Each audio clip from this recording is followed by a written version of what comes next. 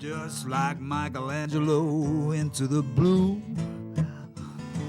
on heavenly wings. Cargo ham bones don't take off, no smoke, no mirror, no strings. I can't take off these dark shades. I can only say how it's too beautiful. Our town on TV. Our town, there's you and me. Upside down, hanging out of an airplane.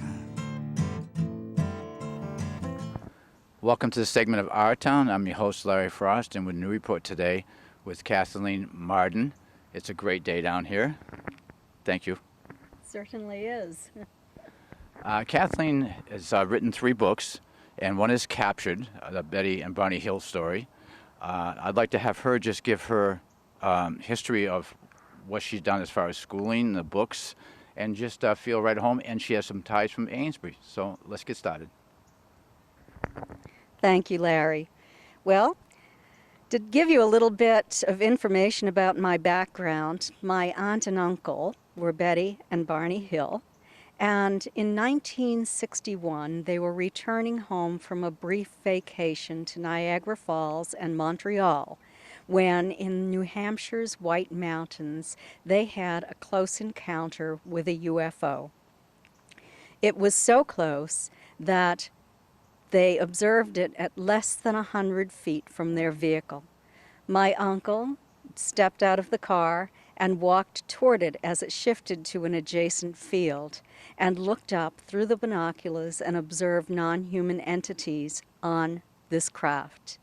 And you might think this is a really crazy story.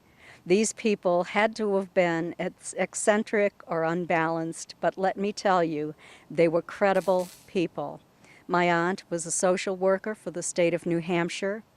My uncle worked for the post office. He was honorably discharged with excellent character from the U.S. Army after serving in World War II. And he was active in the civil rights movement, as was my Aunt Betty. Barnie was appointed by the governor of the state of New Hampshire in 1965 to serve on the U.S. Civil Rights Commission's State Advisory Committee. He was a very brave man, and he and my Aunt Betty were active in the community, doing good things for community members. They had worked with a group from Rockingham County to set up the Head Start program, and through the Office of Economic Opportunity with funds from Sergeant Shriver. And Barney was recognized for his work in community action, as I'm sure Betty was too. They were politically active. They were active in an effort for literacy in the state of New Hampshire in order to promote voters' rights. Those were the days where you had to take a literacy test in order to vote. And so you can see that they were very active, doing good things for people. She was a social worker, yes, a social worker for the state of New Hampshire. She worked in child welfare and adoption, and she was eventually promoted to the position of intake supervisor in her office. And this was after her UFO abduction, believe it or not. She and my uncle, People still had faith in her. They did. Yes. They knew that she was credible and that she was down to earth, despite what you might have heard from a few noisy, negative debunkers who like to give misinformation about them in order to attempt to discredit what they say. But the fact is, they were credible people. They never wanted their story to be made public, but it was as the result of a violation of confidentiality in 1965. They thought they were going to lose their jobs, and fortunately they didn't. There was more acceptance of their story than they had anticipated. People supported them. People who knew them supported them. And where did I come into all of this? I was going to ask that, but go ahead. In 1961, when this occurred, I was 13 years old, and my mother was Betty's sister. Betty called her to talk to her about how she was worried because the craft had come so close to them that she thought perhaps they'd been exposed to radiation. And she asked my mother to call a neighbor of ours who was a physicist to find out what he would recommend that she do. I was 13 years old. I was seated in the same room. And within a couple of days, my family went down to Betty's and Barney's house. Then I heard the story from Betty. Barney sat and talked quietly to my father about his close encounter, the non-humans he observed on board the craft, and his fear that he might be captured. Then they knew that they were a couple or a little bit late. It wasn't until a couple of months later that they actually determined it was a full 2 to 3 hours. Oh, wow. That they were later than expected in arriving home. And there was physical evidence. The dress that Betty had been wearing that night was torn in several locations. There was a 1-inch tear in the thick zipper fabric at the top of her dress in the back. There was a 2-inch tear in the stitching. There was a tear in the hem. The hem was torn down on one side, and the lining was torn from waist to hemline. There was no prosaic explanation for how this occurred. She had sat in the vehicle just riding as a passenger during the trip down from Montreal. No way that this could have happened that she could think of, and I... Caught on something like that. So No. No, absolutely not. The hem, the lining, and the top of the zipper at the back of the dress all caught at the same time by something that day. That would have been really bad luck that day. No, so, and she saw that the dress had to be repaired, so she placed it in her closet. And the next time she took it out, it was covered with a pink powdery substance that discolored the dress from blue to a purplish color. It degraded the fiber in the dress, causing a pitting kind of effect. And so the dress was ruined. It was reduced to a rag. Yeah. But Betty decided to keep it because she thought that it might hold some evidence to indicate what had happened that night. And it has now undergone analysis in 5 different laboratories. The results have been anomalous. No one has been able to identify what that pink powder was. Many, yes, and many tests have been run. Also, the tops of Barney's best dress shoes that he was wearing that night were so deeply scraped he had to buy new shoes. He was a meticulous dresser. There was no prosaic, acceptable explanation for how this had occurred either. The binocular strap, leather binocular strap on Barney's binoculars was cleanly severed. There is an explanation for that. He pulled them so violently away from his eyes as he tried to escape from the field, fearing that he was going to be captured, that it probably broke then.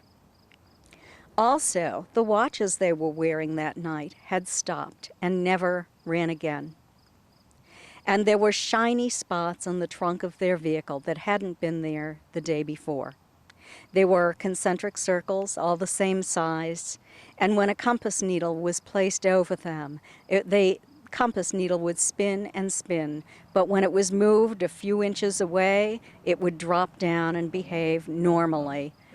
Those spots were in the location where Betty and Barney heard a series of code-like buzzing sounds striking the trunk of their car the night before as they attempted to escape from that UFO that was pacing them as they drove down the road. They did recall that they suddenly had a dislocation. They were driving down U.S. Route 3, and then suddenly they found themselves 35 miles south on that same highway, but had almost no memory of what had occurred in the interim. Yeah. They did remember encountering a fiery orb on the road. It appeared to be moving, but Barney realized he wasn't moving. They remembered encountering a roadblock somewhere along the way. They didn't know when or where it occurred. There were many, many mysteries surrounding this event. And over time, these really started to bother Barney. He developed symptoms of post-traumatic stress disorder and eventually was referred to Dr. Benjamin Simon, who was a renowned psychiatrist from Boston. He didn't know anything about UFOs or abductions, but he did know a lot about hypnosis. He had set up the psychiatric unit at the Mason General Hospital on Long Island in New York during World War II. And he actually earned the Commendation Medal for his work for the U.S. Army, treating troops who were returning from the war front with what we now call post-traumatic stress disorder, conversion hysteria, that sort of thing. Had a tremendous amount of success because of his knowledge of hypnosis. And using the techniques that he did, soldiers returned to normal. It took a little while, but they got over their symptoms. And actually the movie Let There Be Light was made about his work, and he starred in that. It was a John Huston film. Tremendous, tremendous job he did working with veterans, working with people who were suffering from post-traumatic stress disorder, just as Barney was. Very valuable, yeah. Yes, and that's why Barney was referred to him. Betty went along and asked to be hypnotized separately as well. Dr. Simon wanted to hypnotize them separately because he wanted to make sure that they were or were not reliving the same experience. So that's what happened in 1961 to 1964. I grew up normally, believe it or not. I did develop a very strong interest in UFOs, but I was on the student council in high school. I was a popular kid. I wasn't teased. I didn't really reveal very much of what I knew at that time because I didn't graduate until 1966. The story wasn't released to the public through the violation of confidentiality until 1965. Okay. So I had about a year where my classmates were aware of what happened to my aunt and uncle. But you're everything... a true insider. That's a good thing about this. You're an insider to the family, what really happened. You could see the feelings and all that stuff. Yes, I was absolutely an insider. My grandparents lived across the street from me, Betty's parents. Yeah. And by the way, my grandmother grew up in Amesbury. Oh, wow. And in her younger years worked at the hat shop in Amesbury. So we have ties. Yes, yeah. So I have ties to Amesbury. In fact, I had two relatives who actually taught at Amesbury High School for many years as well. And I grew up and became first a social worker like my Aunt Betty, and somehow fell into going to graduate school and studying education at the University of Cincinnati and then later at UNH. I graduated with a degree in social work from the University of New Hampshire with honors. And then did graduate work because pretty much during that time frame after I graduated from college, I and my first husband went to Cincinnati, where he was studying for a doctorate in the philosophy of psychiatry. Okay. I studied sort of along with him, but also went to graduate school part-time while I was teaching in order to support us. And with the idea that I would complete my graduate studies after he earned his doctorate. So well-rounded in this area. Yes, yes, it really did help a lot with what I do now. Yeah. And I developed a very strong interest in my aunt and uncle's case in about 1988, 1990, around that time frame, when I decided it was time to leave my profession as a teacher. I, at that point, had remarried. I had 5 children at home, wow. 2 sons and 3 stepsons. And it kept me very, very busy. My health was on the decline as a result of overwork. And so I ended up leaving my job and asking my aunt if I might investigate her case and also write her biography.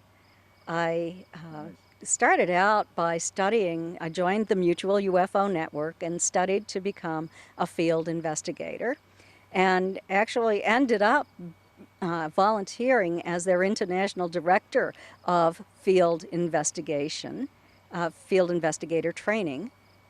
For 10 years, I volunteered for that. 2003, was it? 2003? Um, In that ballpark, I think it was. well, it was in about 2006, I guess, when I stopped. Okay. And I had started in about 1996. Okay. And I stopped because I had written this book. And this was my long, very long investigation of my aunt and uncle's UFO, close encounter, and abduction. And I went in from a skeptical perspective. I always do everything as scientifically as possible because my background is in social science, and I very strongly believe in the scientific method. So after about 14, 15 years of research, I sat down and wrote this book. I had been doing it very slowly and here and there during those years, but after my aunt passed away, I really set my sights on completing that book. She had turned all of her files over to me, 40 years of files of the Air Force's investigation, different investigators' investigations of the case, the debunkers' files on their case, Dr. Simon's letters to and from Betty, and also Betty and Barney, and the hypnosis tapes that they had separately with Dr. Simon, about 10 hours of tapes. So all of this set the framework for my investigation, and I went beyond that and interviewed many, many people and found some of follow-up files as well. So it all melded together to become Captured, the Betty and Barney Hill UFO Experience. This is a great book. I read it. It was really good. And I asked nuclear physicist Stanton T. Friedman to join me in writing this book. He vetted my work, and he also wrote 2 chapters for the book on the star map, because Betty had reported observing a star map on board the craft, had asked the leader if he could tell her where his home port was, and he showed her a star map, sort of a 3-dimensional image of a star map, and then Dr. Simon had asked her under hypnosis if she could draw it, if she thought she could do it accurately. He gave her the instruction, that instruction, which actually works out very well under hypnosis, because studies have shown that when people are given this kind of specific instruction, their memory will be enhanced and they'll do it much more accurately. You knew that? I know I need that. Oh, you need that. Okay. A lot of us need that from time to time, yes. But so she went home, and over a couple of weeks she thought about it, and then she finally sat down and sketched the star map. And it was published in the first book that was written about their case in 1966. Okay. That was The Interrupted Journey by John G. Fuller. It became a New York Times bestseller. Wow. And so Marjorie Fish, who was a brilliant woman from Ohio, amateur astronomer, member of Mensa, saw that map in the book. And she was skeptical, but she reasoned that if this place really existed, that perhaps she'd be able to find the location. And so she ended up building 3-dimensional star maps using monofilament line and beads inside a frame.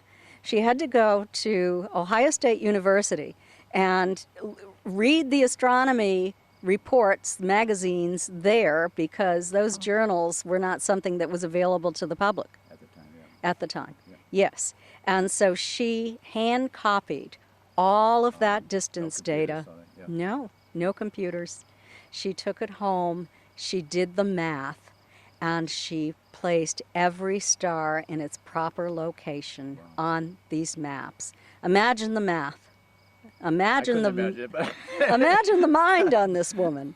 And she, in all, constructed 26 models before she found a match. And the reason she found it is that new distance data was released. We didn't have that back in 1961 or 1965.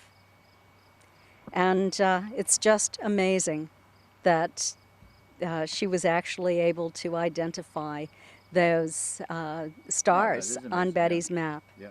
And so I think we should move on now Okay. to my second book, Science Was Wrong. I enjoyed the first one so much, the process of writing, that Stan and I decided to write a second book. And this book is about the history of science over about the past 160 years now. And it's a book about some claims of impossibility that were made by some very prominent, well-educated, powerful scientists In each time frame. who were wrong. Yep. And they destroyed the lives of other scientists in the process sometimes, and scientific discoveries were suppressed. But fortunately, later, those discoveries came to the forefront and made a big difference in people's lives. Oh, yeah. And then, finally, I wrote a third book, The Alien Abduction Files. And this book is about my investigation of several cases of alien abduction. And they were fascinating, credible people. All in the United States? All in the United States. The first case took place in Colorado in 1982 and Florida in 1991. Again, credible people, a credible couple, witnesses to the events. Hypnosis transcripts are in there as well. Very, very interesting story. And you get some insight into what it's like to live life as an experiencer as well. Now, you've been investigating, you said, for, what is it, 10 years? I've been investigating for 23 years. 23 years. 23 years. The second case in this book is about a New Hampshire woman, and actually her two children. Her family had been taken. This is probably a multi-generational case. Wow. Another compelling case. Psychiatric records are in there indicating that she's perfectly normal, no indication of mental illness or of personality disorders. She's credible. I can't reveal her identity because she's well known in her community. She was a high school teacher. Her husband's a prominent businessman. But very, very interesting case as well. And then there's a third section to this new book where I have discussed several other cases that I have investigated, but not in the depth that I have investigated the other two cases. How do you find out about the people? A lot of these people have gotten in touch with me because I'm the Mutual UFO Network's Director of Abduction Research now. And I'm also an independent researcher. So people for many years have been contacting me with their information at my website, Kathleen-Marden.com. They can find my contact information there. And so every day of the week I receive reports from people who believe that they have been So you're not gonna abducted. retire soon or anything like I that, don't right? think so, no. And maybe in the future we can get together again if you're in this area to talk and stuff. Certainly, I'd be really happy to do that. And yes, it's my intention to learn as much as I can. Some of these cases are credible, some are not credible. Yeah. But it's worth You need that looking balance. I mean, into. that's when we can really discover more as it goes through both sides of it. That's absolutely true. Yeah. And I research this as scientifically as I can, looking for evidence that it's real. Well, I think I told you my dad, Clyde Frost, he was a Baptist and from this area, Newburyport and stuff. But every time he had a chance to look at a Life magazine or that's going way back now, Look magazine in that area, he always was very fascinated with reading about UFOs and the possibility of life other places. And that's one area I was going to ask. We talked briefly, I think it was Stanton. He had mentioned that Zeta 1 and 2, there's the constellations or whatever's out there. That if It's in the constellation Reticulum, meaning the net, observable from the southern hemisphere. Okay, yeah. And the fact, and I thought this was very interesting because then I started to open my eyes more to this. If it was a billion years or was it 39 light years, whatever the factor was, 39 light years. it would put them a little bit further ahead as far as science and everything than we are. So it would be very possible for these people to come visit or at least travel the universe. Well, we're not there yet. We're just getting in there. But you add 100 years or whatever number you want to add to our science and technology, and we'll be doing the same thing. We're pushing that way already with as far as the telescopes and wanting to go to Mars and a spaceship. So we're going Yes. that way. Well, it's estimated that Zeta Reticuli is about between 2 billion and 6 billion years old. So they're older than our sun, we believe. And certainly they could have developed intelligent life, if indeed there are planets around these stars. Zeta 2 Reticuli looks like it's very much like our sun, and perhaps it has planets in a stable orbit. Scientists have determined that it is capable of having planets in a stable orbit. So as we look more into space and our technology develops, it will be very interesting to learn all that we can about those two stars. And we just have to get more peace on this planet so we can research more out there, right? Yes, I mean, if we group together and make an international effort toward this, then perhaps we'll have the funding to move ahead in a more timely manner. Definitely. Okay, I want to thank you. Sorry. I want to thank you, Kathleen, for coming aboard. It was my pleasure. Thank you very much. And thank you for the ties to Amesbury.